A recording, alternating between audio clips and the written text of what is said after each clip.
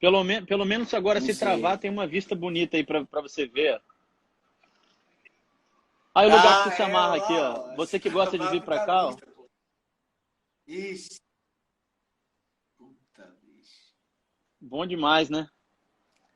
Esse lugar, já tive vivências paradisíacas aí, inclusive nesse carnaval. Nesse carnaval. Pô, esse aqui é Tem bom demais. muitos anos que eu frequento esse bairro aí, muitos anos. Ah, é bom demais. Para isso aí, bicho. Vamos ver se aqui dá uma Como é abençoada que na tá? Você tá live. conseguindo me ouvir? Tô te ouvindo naquele sistema de delay, É, mas pelo menos agora não tá travando. o mesmo? Tá, então beleza. Então, tenta continuar aí, vamos tentar continuar. Você estava falando da sua adolescência, que o pessoal começou a dizer que músico não era profissão. E você tinha um monte de profissional na família, né? Pois é, aí, então assim, Muito louco isso. essa parte nem me grilou e nem me desgrilou, né? Porque eu já tinha esse exemplo em casa, então para mim eu já sabia que rolava. É, mas também teve a parte da criação da rua, assim, de ouvir o repertório os amigos ouviam, né? Que a galera gostava de ouvir, assim, fora da minha vida formal. O que eu quero dizer, no fundo, é que foi interessante porque eu tive toda a escola de quem é filho de músico, participei, fiz escola de música, estudei formal, estudava desde criança, leitura, importância da parte toda teórica, e ao mesmo tempo tinha aquela parte da rua mais sujo, violão, sem se importar, tocando revistinha, Legião Urbana, sabe? Então, acho que isso acabou dando um blend legal Aham. na formação, assim. E quando foi que você começou a trampar mesmo? Foi direto com sua família já? Quais foram os seus primeiros trabalhos como músico? Ali, antes de ganhar começar a ganhar uma grana, eu já tinha uma bandinha e aí a banda foi crescendo, assim, e logo depois a gente começou a fazer um cachê ou outro, fazia um show ou outro com cachê, tocava muito de graça, né? Banda, para começar, toca de graça toda hora, em tudo que é lugar, né? Mas aí a parte formal, assim mesmo, foi Era, quando. era banda de rock? Desculpe, bicho. Saber a hora de interromper com esse delay, pô. Mas era banda de rock, era banda de pop rock? Que tipo de som que vocês faziam? Cara, a gente fazia uma tentativa de fazer um som soul, né? Um pouco de soul funk, assim, mas era com cantor a banda. Ah, Era uma banda. Aí tocava. Depois a gente foi fazendo uns tributos, então, um tributo que a gente fazia muito show, que depois até começou a ganhar dinheiro com isso, era Jamiroquai Cover. Esse foi legal. A gente, pô, hum. bateu recorde de público na cidade, colocava assim, onde a gente tocava, a gente enchia, era legal, sabe? E aí, paralelo a isso, o meu tio foi me levando para Legal. o lado músico sideman, para trabalhar nos projetos dele, para trabalhar com as pessoas que ele já trabalhava na cidade. Foi me apresentando ali todo mundo e aí foi natural, acabei sendo bem aceito pelos outros baixistas, né? Porque sempre os músicos que geram trabalho para os outros músicos, né? Então a galera, pô, me adotou lá, Claro. os baixistas mais velhos da cidade, foi bem legal, cara. Aí com 14 anos eu posso dizer que foi quando eu virei profissional mesmo, tirei a carteira, eu ainda tinha, a minha carteira tinha um menor escrito assim na minha carteira da ordem, né? Mas eu pelo menos podia trabalhar, tocar na noite, tal coisa que a galera não podia Legal. entrar nos lugares, eu já podia. Às vezes até eu dava uma carteiradinha para ir em umas boates, umas paradas, porque eu já tinha quase uma identidade de maior, né? Essa banda que você tá falando que chegou a tocar Jamiroquai Cover, você tinha 14 anos nessa época. Isso, a banda começou, eu tinha 14 anos, 13 para 14, e ela foi até os 17, assim, né? Quando eu vim para o Rio. Até ali a gente ainda tocava junto. Depois ela foi mudando de nome, foi mudando de formação, foi, foi se incrementando. E nesse período você já tocava música instrumental com seu tio, porque o Renato sempre foi muito voltado a essa área, né? Eu não sei, não conheço a história dele tanto, mas o que eu lembro de conversar com ele, ele tinha uma ligação profissional menos com essa coisa de sideman, artista, e mais uma coisa professor, acadêmico e música instrumental, né? Eu acho que quando você pegou o Renato, ele estava fazendo essa transição, mas ele trabalhou muitos anos com Beto Guedes, muitos anos com Beto Guedes, Simonal, Maria Bethânia, Simone, Sandra de Sá. Então ele teve uma época da vida dele que ele foi um sideman mesmo, assim. E aí, Ah, mas era o cara que me puxava entendi, entendi. pro som, pra jam session, pro trabalho autoral dele, que era instrumental, né? Então, era o cara que me puxava para essa história, era o Renato.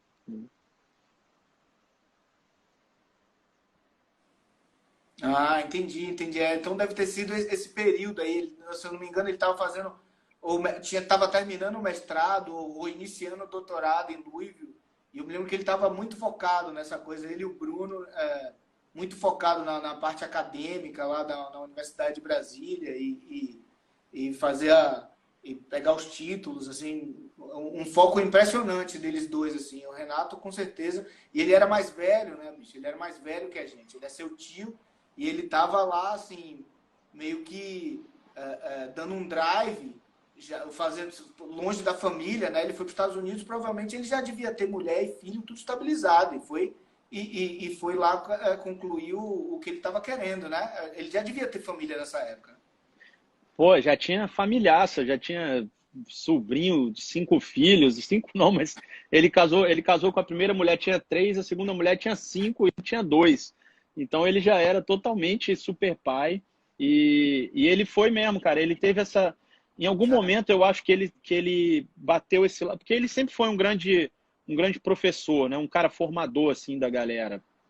E em algum momento eu acho que bateu essa coisa Aham. nele, até pela idade e pela vocação mesmo, de ser um bom professor. E aí ele, muito pouco tempo, ele terminou a UNB, que é a Faculdade de Brasília, para poder fazer o mestrado, né? Aí ele foi para Louisville, fez o mestrado. Dali ele voltou já fundando o núcleo de música popular na Faculdade de Brasília, que não tinha, dando aula lá. Aplicando para um mestrado, ele fez um mestrado na Unicamp. Ah, cara. Não, mestrado não, desculpa, doutorado na Unicamp. E agora ele é o chefe do departamento de música da Universidade de Brasília. Ah, que legal, bicho. É muito foco, mas isso é um foco bem assim, pouquíssimo tempo, pouquíssimos meses que eu fiquei lá com o Renato e era um foco muito claro assim nele.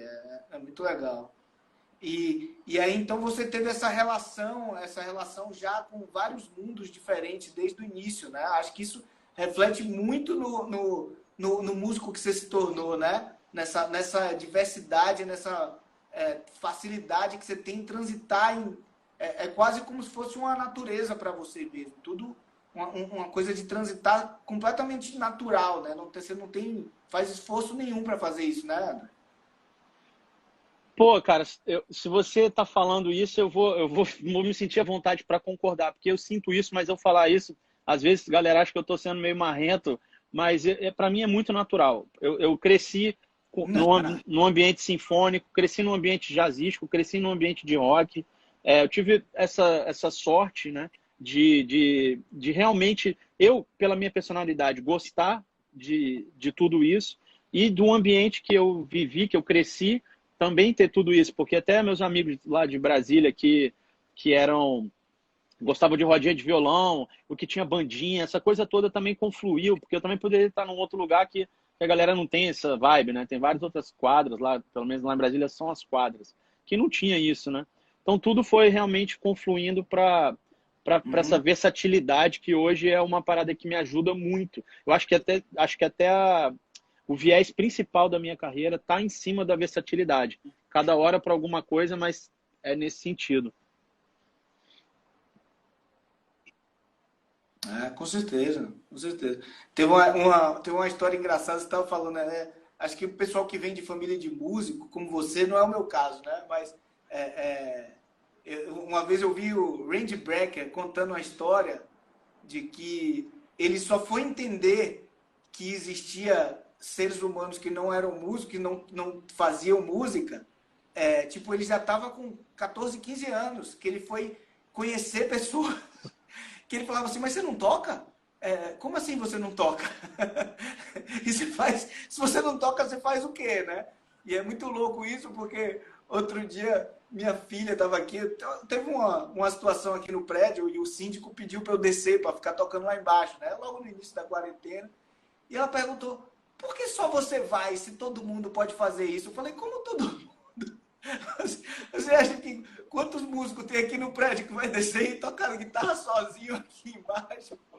Ela: por que é só você? Eu falei: não, não é só eu, mas pô, não é uma coisa tipo, mas todos seus amigos fazem isso. Eu falo: ah, tá bom.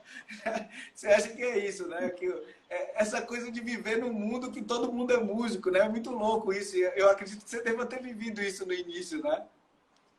Cara, várias situações assim desse tipo, e situações que eu julgava natural, né? Para mim eram muito naturais. Eu fui depois que eu fui virando carreira, que eu fui nomenclaturando as situações, né? Por exemplo, eu lembro da Jam Session, né? Jam Session, você já foi em Jam Session? Eu não fui. Não, mas o que é Jam Session? Ah, todo mundo entra. Ah, tá, isso aí era um churrasco lá em casa, isso aí é final de semana, todo dia. Aí os temas de jazz, né? Quando começava, você conhece Estela? Estela by Starlight? Falei: putz, cara, desculpa, não conheço. Aí o cara começava a tocar, falei: ah, essa aí eu conheço, pô, essa aí eu já ouvi a vida inteira. Então, Claro. iam várias coisas, foram se revelando, assim, né, com a coisa profissional, né? E também foi muito positivo porque também vários mitos, eu não tinha medo de palco, eu nunca tive vergonha do palco. Para mim, palco era natural. Quando eu era criança, eu ia pro palco assim, eles às vezes tinham que me tirar do palco. E meu pai falava que ele às vezes ficava com a pena porque eu tinha uma bateria de criança. E aí eu ficava fora do palco tocando a música que eles estavam tocando na minha bateriazinha lá. E falou que uma vez o segurança me tirou do lugar e eu saí, pô, todo chorando. E aí eles falaram que não iam tocar se eu não continuasse com a minha bateria lá. Tava uma treta já. Que legal, que legal. É, uma relação muito louca. Uma vez a gente tava no Rio, até com o Williams, ia tocar, ia tocar. Eu tava com o Noronha, a gente ia tocar no lugar e quem tava tocando antes era o Barata com o Ricardo de Silveira, né? Eles estavam com um trio de órgão e a gente ia tocar depois e ele tava tocando e o Ricardo e o filho dele tava o tempo todo com ele aqui do lado, de fone, durante o gig e sentado do lado, né? E aí eu conversando com o Noronha, e o Noronha também não vem de família de músico, né? E eu falando com ele: pô, bicho, deve ser interessante isso aí, né? Que pô, moleque tem, sei lá, 6 anos, tá ali já sentado no banquinho do lado mesmo, fazendo, e o pai fazendo gig. Aí chegou o Cuca, assim, falou assim: ó, aí, ó, minha vida toda foi aquilo ali, ó, sentado no banquinho do lado do meu pai. Aí você vê, né, bicho, que assim, tem termina criando uma relação diferente com palco, com música, com toda o contexto em volta, né? Que eu imagino que é o que você viveu. Totalmente, cara. Totalmente. Essa parada é curioso, né? Como eu lembro de ver o Cuca na videoaula do Arismar, né, O cara? Noronha tá aí, esse vagabundo, ó. O Ah, Noronha, olha eu tô aí. falando dele e o Noronha tá aí, ó. Estavam com órgão à mostra. Ele só quer fazer piada. Você lembra do dia, seu canalha? Rapaz, tem uma galera fazendo as perguntas Desculpe, aqui. André, eu te Que interrompi. isso? Pode falar, meu irmão. Pô, rapaz, até o prateado passou aí, passou uns caras da pesada, mas teve uns caras fazendo uma pergunta aqui. Depois você vê se. Mestre, depois a gente vê aí de Salles aqui, que o Marcelo que coordena as perguntas e as respostas. Eu tô, por enquanto, seguindo o roteiro dele. Não, pode responder. Eu não quero mexer aqui, bicho, que eu não quero travar a live, sacou? Mas Beleza. pode falar, pode responder. Vá, jogue duro aí, André. Falar. Não, mas terminando aquele assunto da família de músicos, Eu não sei qual é a pergunta só. não, tranquilo, eu te falo aqui depois. Aí essa coisa da família de música, eu lembro de ver o Cuca, né, novinho na aula do Arismar, e aí os irmãos dele tocando, assim, tinha um mito. E aí, cara, quando eu vi o Cuca, eu falei: pô, pra mim, assim, até hoje, assim, eu tenho muita identificação com o Cuca, assim, e quando eu vejo ele no ambiente dele, aquele dia que a gente tocou com o irmão dele, né, que a gente fez o som na Expo, aquela relação ali, cara, eu Sim, conheço, sim. conheço muito aquilo ali, sabe? É. É uma coisa muito natural, assim, muito legal. Mas não, o cara tiveram as perguntas aqui. Alguém perguntou qual que era o CD do Pois é, para Djavan. quem, para quem não vem de família de músico, bicho, para quem não vem de família de músico, assim, para quem, no meu caso, que é só eu em casa, assim, isso tudo eu tive que descobrir com os amigos, né? A parte boa é que você termina criando um laço familiar com as pessoas, né? Mas, de qualquer forma, você vai descobrir esse tipo de relação muito lá na frente, assim, bem diferente disso. Imagino que, bicho, aquilo ali que eu vi do lado, um moleque 6, 4, 5, 6, sei lá, não me lembro quantos anos tinha, mas fazendo um gig inteiro, sentado do lado da bateria, bicho, aquilo ali não passa impune na vida, aquilo ali tem um resultado, não dá para passar em branco aquilo ali, né? Não, cara, não Ô, dá não. André, pode responder a pergunta, eu não sei qual é a pergunta. Cara, deu uma sumida aqui, mas eu acho que era qual disco do Djavan que eu gosto mais, alguma coisa do tipo. Pô, são vários, porque Djavan tem uma ligação especial, já tinha antes, mas eu acho que seria muito fácil eu falar que eu gosto mais dos que eu toquei, mas não é não. Até gosto muito do trabalho que eu fiz, assim, mas como disco, não sei, eu gosto dos antigos, cara. Eu gosto do Sururu de Capote. Inclusive, tá tendo umas lives aí da Sururu de Capote que tá muito sensacional. Com os caras todos, o Theo, pô, tá muito bom. Então, eu acho que eu gosto do Alumbramento e gosto Pô, do eu não vi isso aí. Seduzir. Tá sendo transmitido pelo Instagram de quem? Cara, Essas lives estão sendo transmitidas pelo Instagram de quem? eu acho que é uma parada que chama Flor de Lisa, a galera que tá fazendo. Tava até o Pedrinho Albuquerque, que também tava metido nesse lance. Vai ter uma aí, se não é hoje, mais tarde, é amanhã. Fica ligado aí que vai rolar mais uma. E agora eles fizeram uma live com todo mundo, conseguiram Vou fazer, procurar. e agora estão fazendo individual, né, com cada integrante. Mas acho que os discos que eu gosto mais são Alumbramento e Pedro Brasil, não, Seduzir. Ah, que legal. Mas essas lives que você falou do Sururu de Capote, então eles não são no Instagram, né? É live no Facebook ou no YouTube para estar todo mundo assim? Ou juntou todo mundo no estúdio? Eu acho, não, a galera tava separada, mas eu acho que essa de todo mundo foi no YouTube, eu acho. Mas agora estão rolando lives Hum. separadas.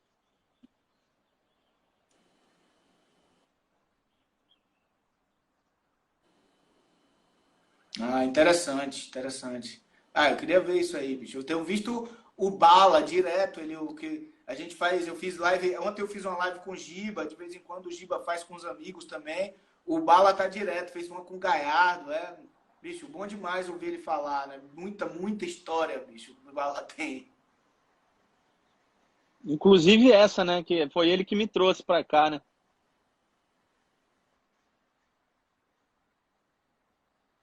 Ah, então conta essa aí, pô. Como é que ele te Ué, trouxe? você não sabia não, cara? Deixa eu tentar tirar essa jogada aqui.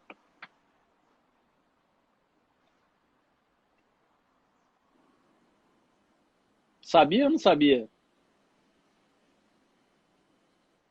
Mais ou menos.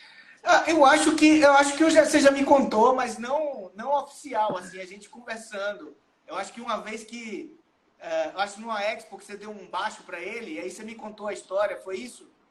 Tem essa relação aí? Acho que você me contou nesse dia aí, mas eu não lembro com detalhes, não. Conta aí que eu quero ouvir de novo. Não, então, na verdade, eu estava lá em Brasília, né? Morava lá e não vou resumir assim, porque também tirar os detalhes é sacanagem, mas a galera, qual é João Nápoles? Esse aqui é meu parceiro, esse moleque é gênio, hein, bicho? Esse aqui moleque vai dar trabalho, daqui a pouco você vai ouvir falar aí. Super compositor.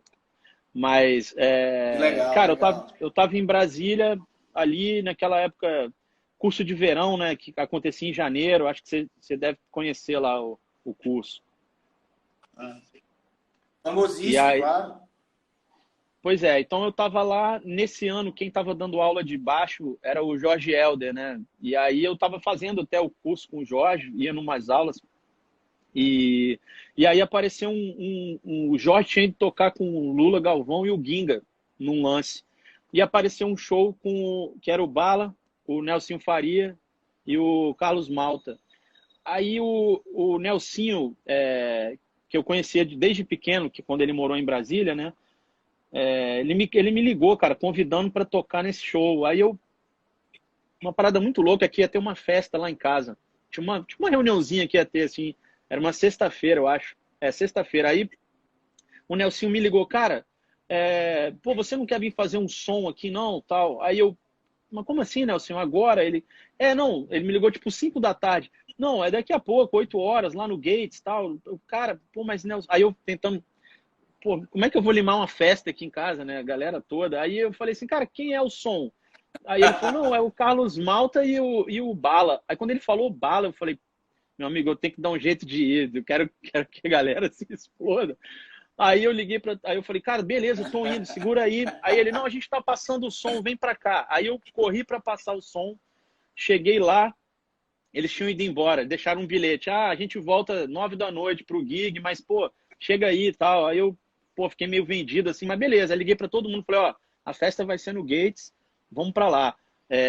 Aí cheguei lá na hora de tocar, eles falaram assim, ah, a gente vai começar tocando ali uma, vamos tocar uma, aí a gente te chama.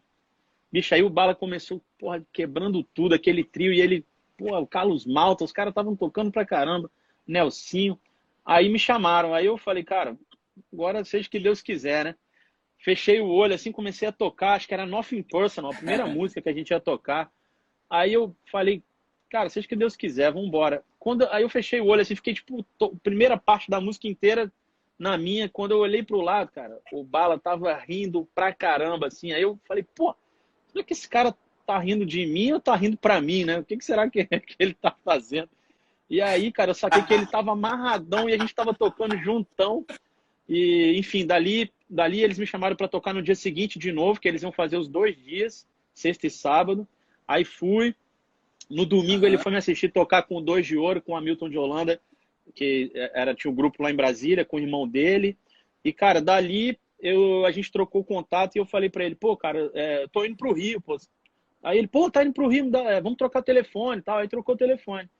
Cara, passou umas 2 semanas, assim, ele falou assim, ele me ligou, falou, André, que é o Bala. Aí eu, comecei a rir. Achei que era o Pedrinho Mamed, bicho. Você conhece bem, né, o Pedrinho, né? Falei, Pedrinho, porra, fala sério, cara, vai ficar tirando onda com a minha cara. Aí ele pegou e falou assim, ô André, aqui é o Bala, cara. Aí eu dei aquela travada assim, falei, ô Bala, como é que tá aí, beleza? Aí ele, você tá vindo pro Rio quando? Aí era uma quarta-feira, assim, aí eu, tô indo no final de semana, mestre. Aí ele, final de semana? Que ótimo, te indiquei para uma audição. Aí eu, pô, que isso, Bala? Eu não sabia nem o que era audição, né, cara? Eu falei, pô, que isso, cara? Obrigado aí e tal por essa indicação. Aí ele, não, eu quero que você saiba que eu nunca indiquei ninguém. É a primeira pessoa que eu tô indicando. Então, pô, porque a gente se deu muito bem, eu fiquei muito fã do seu som, tal. Aí eu, pô, tal, que legal. Mas eu não tinha muita noção do que ele tava falando, assim, sabe? Nunca tinha feito audição, não tinha essa coisa muito... Aí eu falei, tá bom, pô, muito Quantos obrigado, anos Bala. você Pô, tinha nesse dia aí? eu tinha 17, tava indo para 18. Aí, aí, beleza. Ele me falou assim, mas você não quer saber com quem que é essa audição, não? Aí eu, pô, claro, quero saber com quem que é essa audição aí. Aí ele, com o Djavan. Aí eu, pum, caí pra trás. Falei, o quê? Aí a ficha caiu. Eu falei, agora que eu entendi o que esse cara fez, né? E, enfim, aí eu comprei uma passagem num voo noturno lá, fiz um show que eu tinha, pedi minha mãe comprar passagem na época, né? Não tinha cartão, não tinha internet, não tinha nada. Eu tive que ir numa agência. Aí comprei uma passagem, viajei na madrugada da quinta-feira, depois do meu show, vim aqui para o Rio, fiz a audição no sábado, e daí rolou tudo, graças a Deus, e até, enfim, agora o resto é até hoje a história.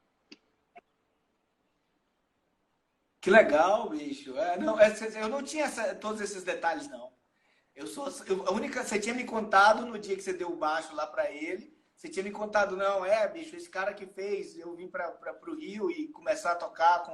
Não me lembro se você tinha falado de começar a tocar com o Djavan, mas não tinha todos esses detalhes, não. Muito legal, bicho, muito legal a história. Muito legal mesmo.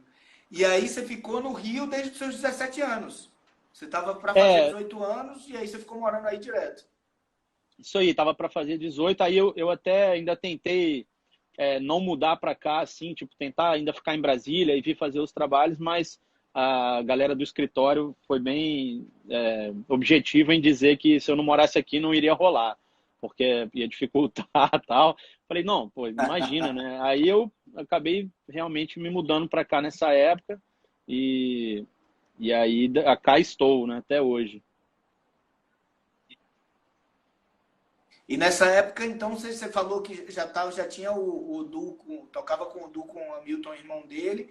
Então, você ficou você tá fazendo esse trabalho com o Hamilton de Holanda desde de muito cedo também, né?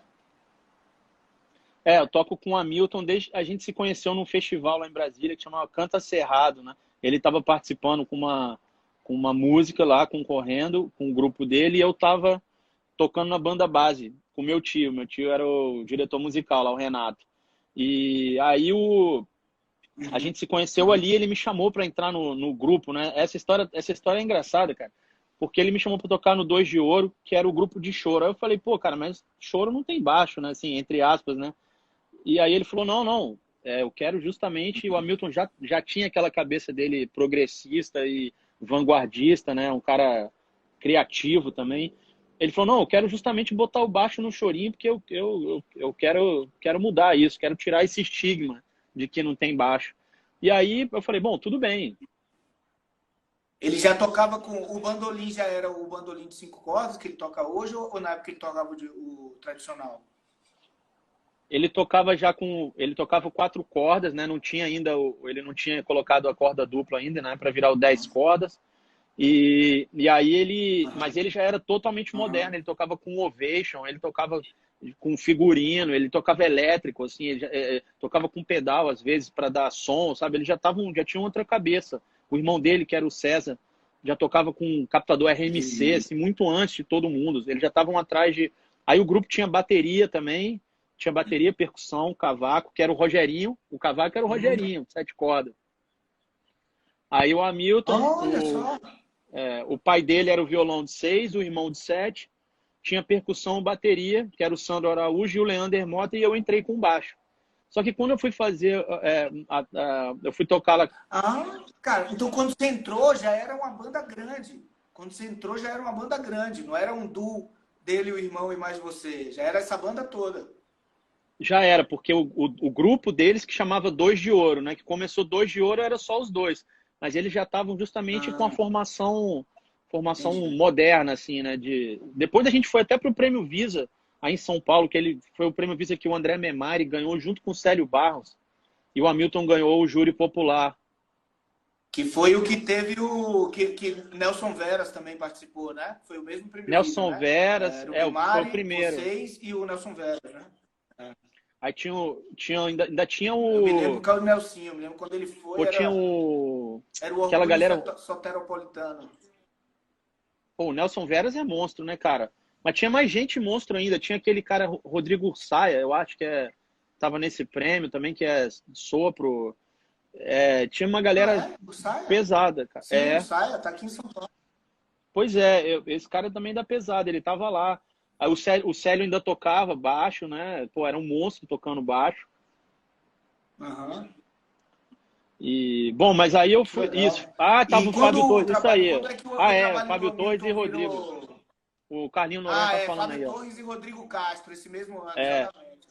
é. Ah, Mas aí eu fui pra lá pra esse negócio, foi engraçado, cara, porque eu não sabia tocar muito chorinho. Eu falei pra mim, cara, não tem essa tradição. Ele falou, não quero nada de tradição, eu quero que você traga o seu lance aí. Eu falei, tá bom, vamos lá ver. Aí fui tocar com os caras, bicho. Aí quando eu cheguei, tava aquela roda deles armada, né? Aí ele pegou e me deu uma partitura assim, era Vibrações, né? Do Jacó. Aí, cara, então vamos lá, vamos tocar. Aí, cara, eles começaram a tocar. E eu fui lendo assim a partitura assim e olhando, né, para cada um assim e fui parando de tocar e peguei o baixo e coloquei na perna assim o baixo e fiquei ouvindo e eles tocaram até o final assim. E quando acabou aquilo eu falei, Hamilton, não me leve a mal não, cara. Isso aqui é bonito demais para eu colocar o baixo elétrico, cara. Aí ele, não, que eu quero isso, não sei o que. Eu falei, cara, não vou fazer isso não. Mas aí eles me convenceram a começar, e aí foi dali que eu entrei nesse mundo, né, no mundo do choro, mais um mundo paralelo a todos aqueles, e a gente começou a tocar junto, né? Aí quando o Hamilton, aí eu vim para o Rio, obviamente saí do grupo, né? Mas depois quando ele ganhou aquele prêmio Icatu e foi morar em Paris, quando ele voltou dessa volta de Paris, o Daniel Santiago estava aqui no Rio morando comigo. E aí o Daniel falou, cara, o Hamilton tá vindo para o Rio e eu quero montar esse grupo. E foi o Daniel Santiago que armou o quarteto. Aí ele falou, vamos chamar o Márcio Bahia, você... Olha que legal. A pilha era do Daniel. Eu falei pro Hamilton, cara, você tem que tocar com essa banda, vamos começar, vamos fazer alguma coisa. E dali nasceu o quarteto, que depois virou quinteto, e aí a gente voltou a tocar junto. Pô, que legal, Buck. Essa história é muito legal. Isso que ano foi isso aí, André? Qual foi o ano que voltou e surgiu o quarteto que depois virou quinteto? Eu acho que isso foi 2001, quando o Hamilton voltou para o Rio. Que a gente tocou no Prêmio Visa em 98, acho que é 98 esse ano aí do prêmio, ou 97. 98, eu acho, se eu não me engano, porque eu estava vindo para o Rio. E aí eu Eu acho que fiquei é uns 2 anos. acho que é 98. Aí fiquei uns 2 anos aqui, ainda sem eles. E aí depois, se não foi 2000, foi 2001 que o Hamilton veio para cá.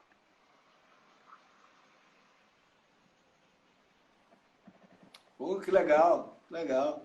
E aí, quantos discos vocês gravaram? Vocês gravaram muitos discos, esse quarteto e quinteto, né? A gente gravou. O primeiro de quarteto é Música das Nuvens e do Chão, né? Que aí teve a participação do Gabriel. Aí depois desse tiveram 3 brasilianos com a mesma formação. Aí um brasiliano de Isso. orquestra, com orquestra. Um DVD e o Casa de Bituca, que é com um quinteto. E fora isso, eu gravei acho que uns 2 ou 3 de trio com o Hamilton. O cara botando a pilha aqui, João. Eu vou passar essa pilha aqui pro Marcelo, que ele que é do ramo. Ó. Responde aí, André, João Castilho ou Torquato Mariano? E aí, Marcelo? Não. Tá doido, bicho. Vou responder. Os dois caras tocam bonito pra cacete. Não tem. É o que ele quer saber quem é melhor? Qual é? Porque não tem. Não, Responde João é porque Castilho ou eu acho Torquato que. Mariano. Não tem. Ou. Eu ouvi mais João Castilho. Eu vou te falar, eu terminei ouvindo mais João Castilho, porque na época do ao vivo, o João foi mais lá, né? Então eu via mais ele tocar. O João Castilho, ele terminou, eu acho que ele veio mais para São Paulo, para essas coisas, Feira da Música, tocando nos bares aqui por algum motivo. Eu ouvi muito mais João Castilho. Agora, não dá. Aliás, essa coisa de melhor, quem não é um negócio que eu não me aventuro em nada em colocar, porque eu não acho que tem muito cabimento, entendeu? Agora, se o quem eu tô mais ambientado de ouvir, com certeza foi o João. Eu vi o João desde acho que se eu não me engano, da primeira Expo que eu fui, e eu estava chegando em São Paulo, voltando dos Estados Unidos, eu acho que 2001 ou 2002, e eu me lembro numa salinha assim, bicho, ele tocando numa salinha e um puta som de guitarra. Eu falei, pô, bicho, esse cara é foda. Aí vi o nome dele, João Castilho. Aí depois eu tava fora do Brasil, né? Então não era um nome que eu tava ambientado. Mas depois, obviamente, que eu vi tudo que ele foi fazendo, assim. Muito legal. Depois aqui, ele tá dizendo aqui com quem eu entrosei mais tocando com o Djavan. Cara, eu acho que Tá. na Já não pode verdade, ser comigo. na verdade, os dois, se eu for falar entrosar mais, talvez seja com o Torquato, porque eu me dou bem com os dois tocando, né? Tocando, me dou bem com os dois. E assim, o João era de uma banda que tinha o Max junto, a gente tocou junto numa formação que não era tão. Depois com o Torquato, eu toquei numa formação de trio, né? Então o entrosamento de um trio é diferente do entrosamento de uma banda de 9 caras, né? Então, e eu trabalhei muito mais com o Torquato fora do Djavan, então com certeza eu tenho um entrosamento musical, tive um entrosamento musical maior com o Torquato pela quantidade de trabalhos, mas quando eu toco com o João também é ótimo.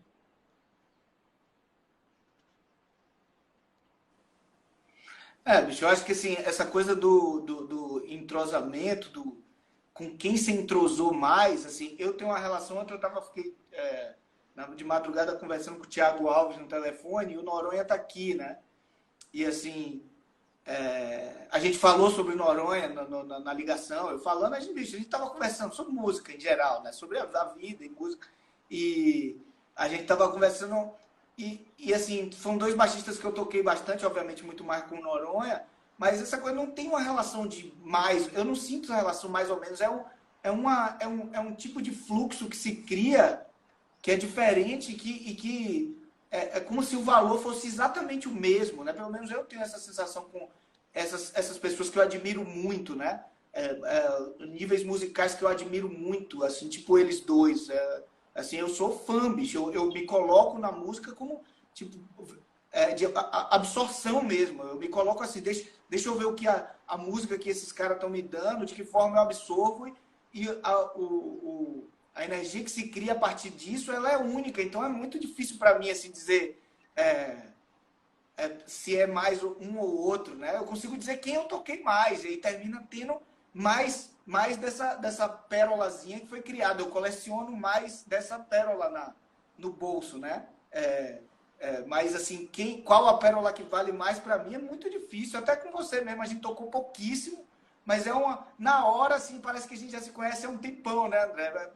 A gente se conheceu no palco, praticamente, bicho, bate um negócio que, assim, guarda a pérola, ela tem o mesmo valor de todas as outras.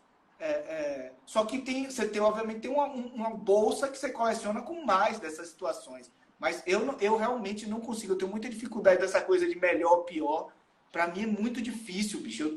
Eu vi uma entrevista ontem, que eu estava fuçando meu HD, aquele Edgar Piccoli, me perguntando assim, Heraldo Dumont ou Eldemiro? Wes Montgomery ou George Benson? Miles Davis ou Chet Baker? E eu ficava assim, eu era moleque, tem uns tantos anos, e eu ficava com aquela cara ali, por que eu vou responder para esse cara sem parecer que eu sou um idiota arrogante, entendeu? Hoje eu conseguiria responder isso, mas na época eu fiquei na parede, assim, não sei, não digo, essas coisas. Eu te entendo, assim, e concordo também, pô, acho que a gente é de uma galera que gosta de ser motivado, né? Como você usou, gostei dessa sua analogia das pérolas, e de quem você colecionou mais pérolas, mas todas são pérolas. Achei sensacional. Mas tem gente que eu conheço, assim, que não gosta muito de variar o prato, né? Vamos chamar assim, que é sempre aquele lance, arroz, feijão, batata, arroz, feijão, batata. A gente já gosta mais e é engraçado, né? Como que eu, pelo menos, me vejo assim naquele dia que a gente tocou a última vez, acho que também a gente vira outro músico, né? Quando tá com outro time, assim, né? Como se você trouxesse outras coisas que você não é motivado com uma determinada galera ou com a outra, né? E eu acho isso maneiríssimo, porque você tem que estar aberto para que isso flua. Aquele cara que gosta de tocar se impondo, dificilmente consegue participar de várias formações, né? Claro que não tem nada a ver se o cara também toca bem ou ruim, não tem nada a ver, mas enfim. O Noronha falou aqui, segundo o Lito, não responde que é para continuar a amizade. Sensacional.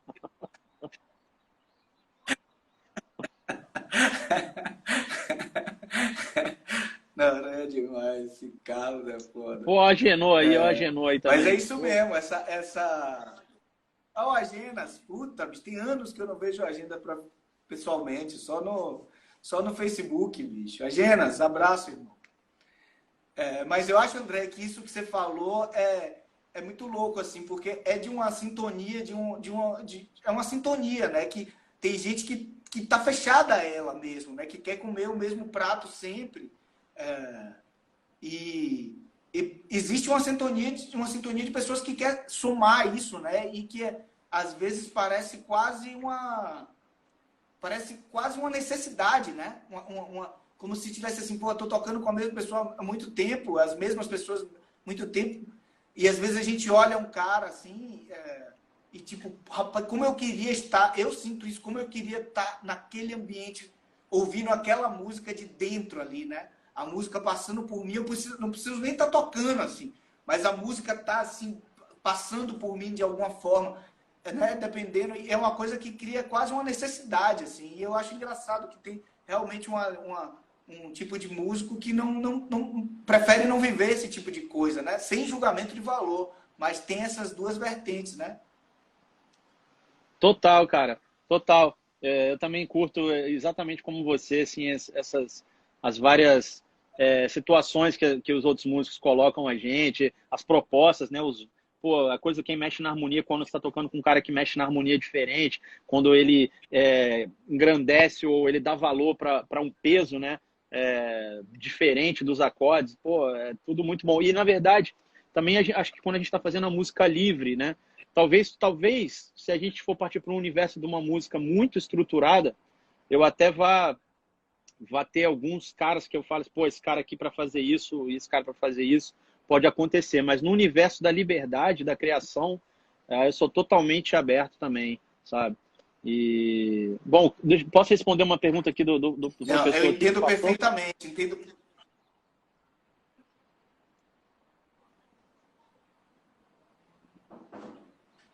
Pode responder a pergunta. Tá, perguntou aqui como é que foi a criação da linha de baixo na música Lilás do CD Área. O CD Área é interessante, né? Ele está falando do ao vivo, na verdade, porque o Área é um CD só de regravações do Djavan. E é um CD que ele tinha gravado sozinho. Ele já tinha o CD quase todo pronto, só de voz e violão. E eu não sei se em algum momento, a gente nunca falou disso assim muito abertamente, por nada, mas se ele ficou inseguro de tocar sozinho ou se ele quis trazer realmente uma banda para tocar por cima. Mas por mim, aquele disco deveria ser só de voz e violão, porque, cara, é impressionante. Quando eu ouvia só de voz e violão, para mim já estava lindo. Eu, se eu fosse o diretor da gravadora, teria me limado e limado o trio em volta. Mas ele chamou a gente para compor, né? Então, foi o Torquato, eu e o Suzano. No disco teve o Leonardo Reis, teve o Marquinho Lobo de percussão e acabou ficando o Marco Suzano gravou a maioria das faixas e foi para turnê. E aí eu já tinha tocado. Peraí, cara, tem uma pergunta nova aqui, desculpa. Aí eu já tinha tocado essas músicas várias vezes. Já vi. Já tinha tocado essa música várias vezes.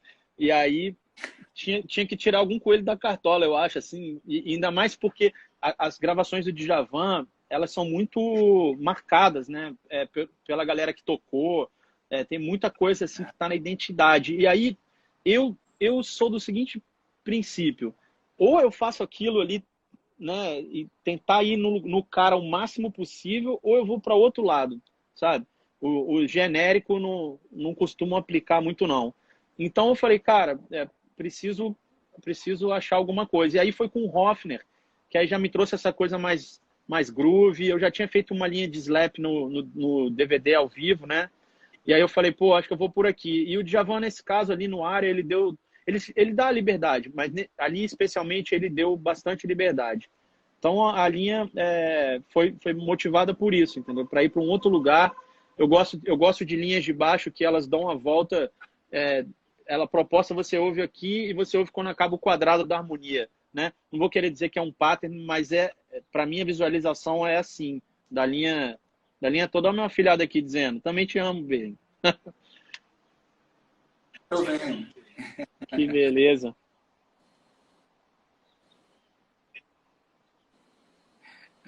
Ele mandou o te amo, ele quebrou seu raciocínio aí, destruiu o coração.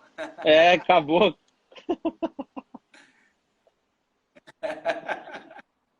Bom pra caralho. Rasteira boa aí, ó. Tomou uma rasteira boa, gostosa. Bom pra caramba. E aí, André, vai responder essa pergunta aí, do Di Salles? Qual harmonia Rapaz, você acha mais complexa? Ivan Lins ou João Bosco? as duas, porque são tão diferentes que realmente não. E aí não tô me esquivando da resposta, não. É, no fundo, eu vou ser sincero, eu não acho nenhuma das duas complexa. Acho as duas lindas, mas não acho complexa de forma alguma. Então, minha resposta talvez seja essa. Não acho nenhuma complexa.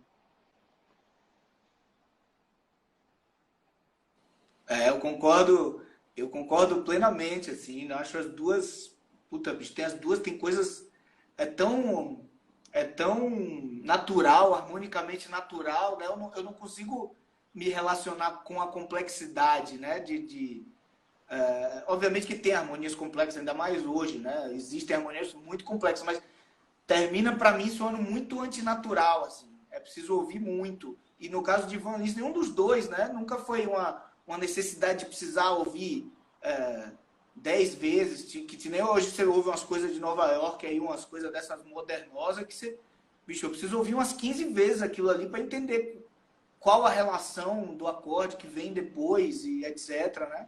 Mas de forma nenhuma, nunca foi o caso, nenhum dos dois.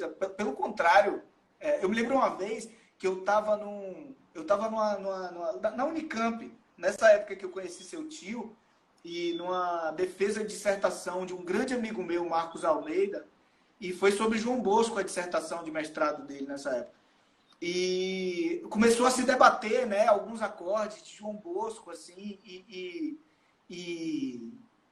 eu me lembro de umas pessoas na banca falando assim, mas por que vocês estão trazendo isso? Está tudo ali, está pronto, está lindo, está natural, não tem nenhuma necessidade de buscar a complexidade, ou buscar os números, ou sei lá o que for em torno daquilo ali. Está ali, está pronto, está lindo, né? Eu me lembro bem de uma pessoa na banca se levantando e falando isso. Obviamente que a gente estava no ambiente acadêmico, eu acho que cabia também uma avaliação, mas isso foi muito marcante para mim, assim, tá ali a harmonia funcionando, os acordes junto com a melodia, a música linda. Tem muito isso, né? Sim, e também a gente sabe que os dois, tanto o Ivan quanto o João, que tem uma destreza no instrumento grande, mas uma destreza criativa, né? A gente sabe que nenhum dos dois veio da teoria. Então, o Ivan até tocou mais na noite, o Ivan chegou a ser pianista da noite, tocar standard. O João, até onde eu sei, ele nasceu com o violão dele, né? Ele para ele, né? Mas são caras que acharam o seu caminho justamente fora da complexidade, né? Indo só pela busca sonora e a busca da emoção, né? E respondendo aqui, o Danilo, você conhece o Danilo, o Marcelo, Danilo Cremonês, super guitarrista lá de Brasília, acabei de gravar o disco dele, em breve vai sair aí. E eu gravei 2 trabalhos do Ivan Lins. Olha que legal. Eu gravei com ele um disco que agora eu me esqueci o nome, que eu gravei uma música, ele cantando junto com o Lenine. Até tem um Hamilton nesse disco também, eu esqueci o nome desse disco, vou tentar me lembrar. E gravei também aquele disco Amorrágio, que também foram os 2 discos que eu gravei com ele. Nesse primeiro, que eu tô esquecendo o nome, eu gravei uma faixa só, e no outro eu dividi o disco com o Dunga também. Mas aí eu gravei mais acústico. Foram os 2. E aqui o Antônio perguntou se tem algum pianista que eu destacaria.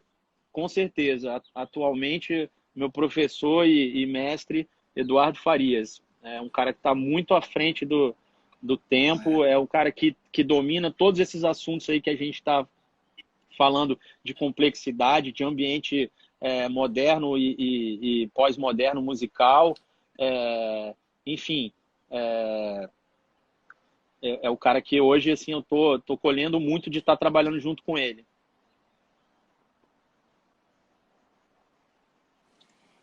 Que legal. Ô André, a gente tá falando um monte de coisa aqui. Coincidentemente, eu vi o documentário do Ginga ontem, o Delírio Carioca. Tem a ver com um monte de coisa que a gente tá falando aqui. Você viu o documentário? Não, cara, ainda não vi. O meu irmão tá me falando para eu assistir esse documentário aí. Ele falou, pô, porque o meu irmão é muito parceiro do Ginga, né? O meu irmão, ele, que é guitarrista, violonista, agora tá violão. Ele é um guitarrista, já era um guitarrista ímpar, agora tá um violonista. Ele anda com o Tardelli, com o Ginga, com o Jean, com esses caras aí. E ele produziu o disco do Tardelli. Ele é um negócio danado, meu irmão. E ele fala, pô, vê a porra do documentário do Ginga, vê o negócio. Eu acabo que eu não consegui ver ainda, cara. Vacilei. Mas é legal. Tem a ver com os nomes todos. Ivan tá lá, né? O João Bosco tá lá.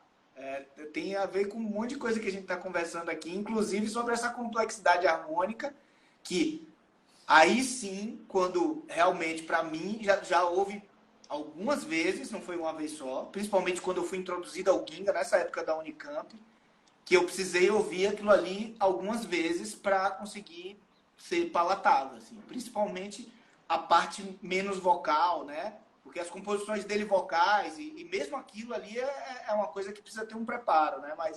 Mas tem coisas da parte dele mais instrumental, e um lado B, né, por assim dizer, do Ginga, que, bicho, eu precisei ouvir algumas vezes para conseguir fazer aquele mapinha que a gente faz, né? Aquele mapinha, bate um acorde, você diz assim, ah, não, daqui eu sei que vai para 4 lugares, aí ele pega e vai para um 10º lugar, que você, tipo, você foi para 10 casas na frente do que você pensou, e você falou, peraí, volta. E eu me lembro bem de eu fazendo esse trabalho na época, assim, ouvindo e eu reouvindo. Hoje eu ouço, já tendo feito esse trabalho, e assim eu consigo ver uma beleza natural incrível, mas eu precisei de um processo de iniciação para o Ginga. Realmente eu precisei. É isso mesmo, né? Eu acho que tem os processos de iniciação. Aí depois a gente acaba descobrindo esses caminhos, mesmo que seja só no ouvido, quem não foi para a teoria, e você começa a destrinchar os ambientes, né? Na verdade, você saber de harmonia, atualmente, a gente já falou isso da outra vez, e eu tenho gostado muito de voltar a frisar, já que a gente está num momento tão teórico, que todo mundo tem tanta teoria, então, para mim, assim, saber de harmonia hoje é saber de harmonia aqui. Com certeza. É o mais importante. Com certeza, o mais importante. Ó, alguém perguntou aqui o nome do documentário. É Delírio Carioca, eu acho. Tenho quase certeza que o nome do documentário é Delírio Carioca. Tá no YouTube. Se você procurar Delírio Carioca, eu acho que você acha, mas eu procurei, que eu não sabia o nome, eu procurei com o documentário Ginga e foi o primeiro que apareceu. Muito, muito bom o documentário, assim. Você dá risada para quem conhece ele.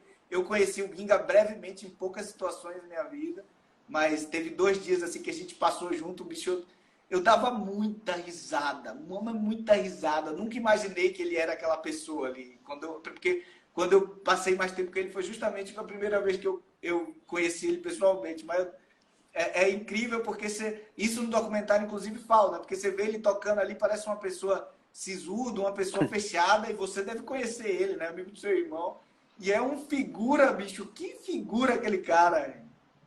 É isso que meu irmão, que eu fico pirado, porque o Ginga é um cara que realmente é muito antagônico à personalidade dele, à música dele, né? A personalidade musical dele. Você conhece. E aí a gente fica, o meu irmão às vezes fala, cara, olha o que ele falou, aí bota uma mensagem do Ginga, eu falo, meu Deus, cara, que coisa. E aí a gente fica trocando, aí ele sabe que o Ginga sabe que eu gosto também, o Ginga gosta de uma audiência, né? E aí ele grava mais. Aí meu irmão fala que o meu irmão pirou com a tua mensagem. Aí o Ginga vai gravar mais 5 mensagens, mais escalafobéticas que todas. Manda para mim, manda pro seu irmão, manda pro seu irmão.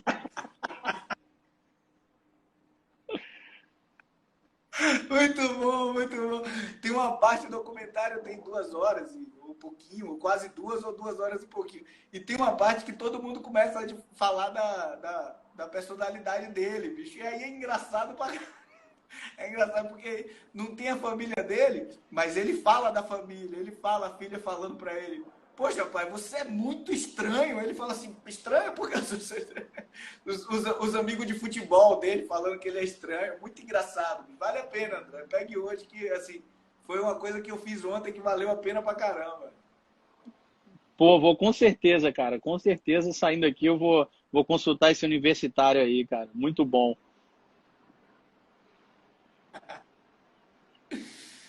Muito legal. Andrezão, ó, acho que deu nosso tempo aqui, meu irmão. Daqui a pouco vai encerrar a live. Vamos fechar para ficar bonitinho, para não ficar aquele negócio de parou aqui, né? Não tem tchau, não tem nada. Bicho, muito obrigado. Que bom que deu certo. A gente conseguiu equilibrar o delay aqui. Eu acho que vai dar para ficar salvo. Quem estiver vendo depois, a gente teve um problema de um pequeno delay aqui durante a live toda. Mas, ao que parece, a gente conseguiu administrar. Eu adorei, foi bom pra caralho, obrigado. E espero que a gente faça mais em breve. Quer dizer, na verdade, eu espero que a gente toque em breve, mas enquanto não puder, a gente vai aqui pra live. Pô, cara, obrigado e gratidão a você. Você é um cara que sempre me recebeu com muito carinho, com muita música, né? E a gente ter uma ligação, mesmo que em pequenas doses, mas é sempre muito intensa e gostosa, carinhosa. Então, obrigado. Obrigado ao canal aí, parabéns pelo Express Guitar, cara, que, pô, tá dando muito o que falar. Eu tô vendo as aulas aí. Outro dia até peguei minha guitarra ali para ver se eu aprendi alguma coisa a mais. E especialmente a da Dário também, né? Que é nosso patrocinador master, cara. A gente tava falando de coisas que ele não gosta de variar. Eu ia falar isso na hora, mas eu achei que pudesse parecer um pouco marqueteiro demais. Mas a única coisa que eu não gosto de variar é corda, cara. E eu uso a da Dário desde que eu era moleque, mesmo Olha, sabendo que era naquele tempo era uma corda que tinha uma durabilidade diferente das outras, era uma corda que a galera, às vezes, na época era muito GHS e tal, e a da Dário depois acabou virando assim a número 1, né? E eu fico feliz de poder usar, porque eu não tenho um patrocínio de uma parada que eu não gosto. E então, assim, pô, obrigado aí mais uma vez também por esse apoio. E galera, cordas da Dário, hein? Que todo mundo já sabe, não adianta perguntar agora atrasado qual é a corda que eu uso todas. Eu uso de 0,40 até 0,55. Eu tenho uma de cada modelo, em cada baixo tem um setup. Depois, numa outra live, a gente fala mais de setup e de coisas do tipo. Valeu, galera que perguntou aí. Valeu, Marcelo. puta mesmo. Na próxima live, vamos fazer isso, André, porque você tem essa gama, bicho. Essa gama. Vamos fazer isso sobre a gama, né? Que você sempre fala das cordas da Dário que você usa, mas eu acho que seria legal a gente falar né, dessa gama de possibilidades que você. Agora já não dá mais tempo, mas vamos marcar na próxima. A gente marca em off aí, quando é a próxima, e a gente abre falando isso, que eu acho que vai ser legal pra caramba. Beleza? Fechou. Andrezão, meu Beleza, irmão, irmão. obrigado. Até a próxima. Valeu. Obrigado a você também aí pelo carinho. É sempre muito, muito bom qualquer tipo de contato com você. Tá bom? Valeu. Abração. Obrigado, irmão.